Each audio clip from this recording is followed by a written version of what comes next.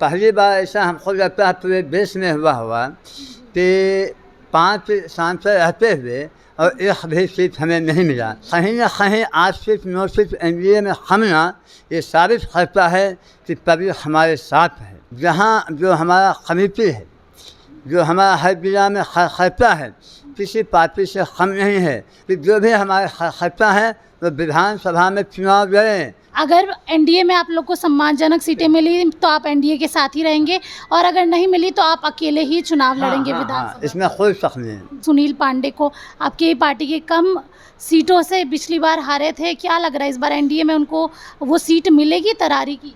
नमस्कार, लाइव बिहार देख रहे हैं आप, आपके साथ मैं स्नेहा गुप्ता। बिहार विधानसभा चुनाव के पहले सारी पार्टियां ये पुख्त कर रही हैं कि हम कितनी सीटों पर चुनाव लड़ेंगे। आज एक अहम बैठक थी राष्ट्रीय लोजपा में, जहां पे कई अहम चर्चाएं भी की गई। हमारे साथ खास बातचीत करने के लिए चंदन सिंह सीधे जुड़ते हैं। सर, सबसे पहले बैठक में क्या कुछ निर्णय लिया गया है? आज बैठक था, इस बैठक में हम सभी पूरे बिहार से आए हुए थे, जितने भी जिलाध्यक्ष सब लोगों ने बैठक में फैसला किया है कि हम लोग अभी से 243 सीट पे चुनाव का तैयारी करेंगे और हम लोग के साथ फिर एनडीए जिस तरह से पीछे अन्याय हुआ और अन्याय होता है, उस परिस्थिति में हम 343 सीट पे चुनाव लड़ेंगे।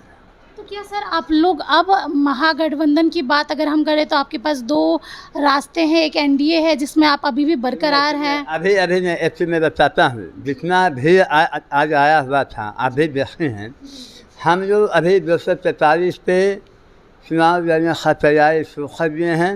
हमारे राष्ट्रीय अध्यक्ष हों, चाहे प्रदेश अध्यक्ष हों, चाहे हमारे एमएलसी हों, चाहे हमारे जो भी पूर्व सांसद हैं, जितने भी हमारे सम्मानित नेता हैं, सभी लोग गांव-गांव जाकर लोगों के बीच जो भी हमारा दबा खुचरा जो सवर्ण जाति से आते हैं, जो भी कमजोर वर्ग हैं, जो उनको उचित जो मिलना चाहिए बिहार सरकार से और भारत सरकार से, उसकी मांग करना है। प्लस अपने पार्टी को भी मजबूत करना है और आने वाला समय में जो भी पार्टी मान सम्मान हमें देगी, हमारे पार्टी को सम्मान देगी।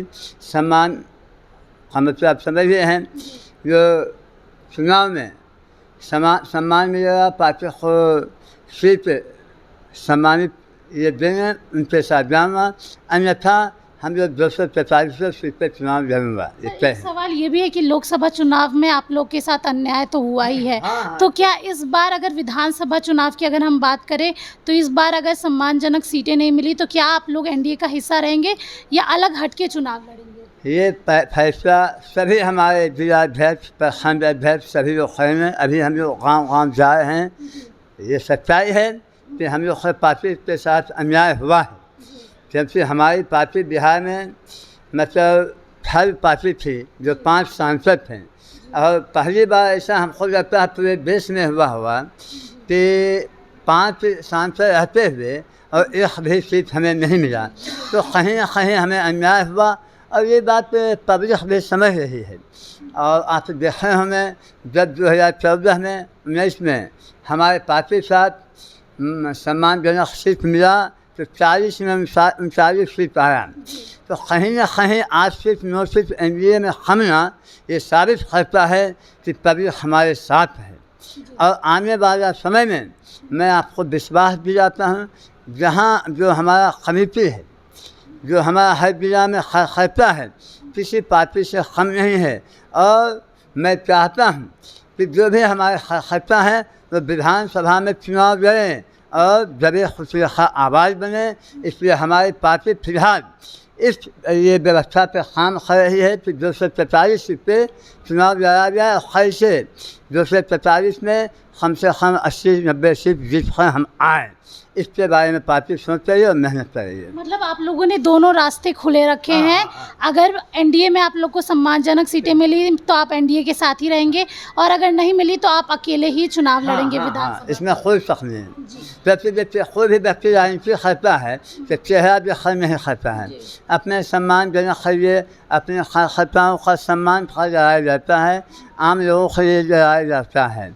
और जब राजनीति में नेताओं के साथ ऐसा हुआ तो बदनसीबी है, आप भी समझते ही हैं, तो हम लोग चुनाव लड़ेंगे इसका।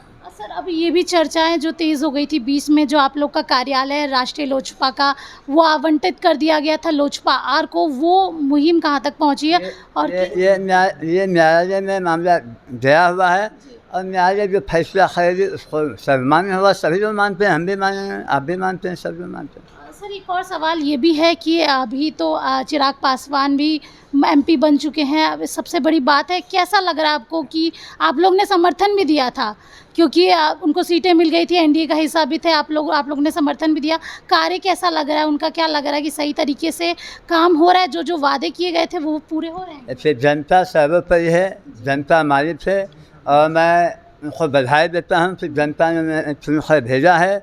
और हमारे पार्टी का भी समर्थन सभी एनडीए सीटों पर 40 सीट पर था, तो चाहे वो कोई भी एनडीए एमपी जीते हैं, जरूर खुशी होती है इस बात की कि आने वाला समय में हम चाहते हैं एनडीए रहते हुए आम लोगों को सभी जात है, चाहे सवर्ण हो, दलित हो, महादलित हो, सबका उत्थान हो, सबके साथ न्याय हो।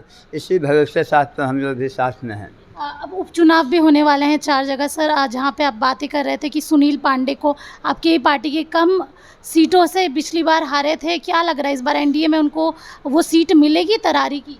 हम लोगों ने मांग किया है, अभी हमारे राष्ट्रीय अध्यक्ष जी से बात हुई है, वो भाजपा के राष्ट्रीय अध्यक्ष और बिहार के आदरणीय मुख्यमंत्री जी से मुलाकात करेंगे और इस चीज़ का मांग करें, क्योंकि दावेदारी भी हमारी बनती है। क्योंकि तो विधायक जो हैं पहले हमारे पार्टी से चुनाव लड़े थे, 70,000 प्लस वोट लाए थे, उस हिसाब से हक़ भी बनता है।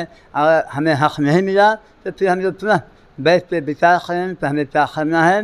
और मुझे लगता है कि विचार आम लोगों के पक्ष में ही होगा।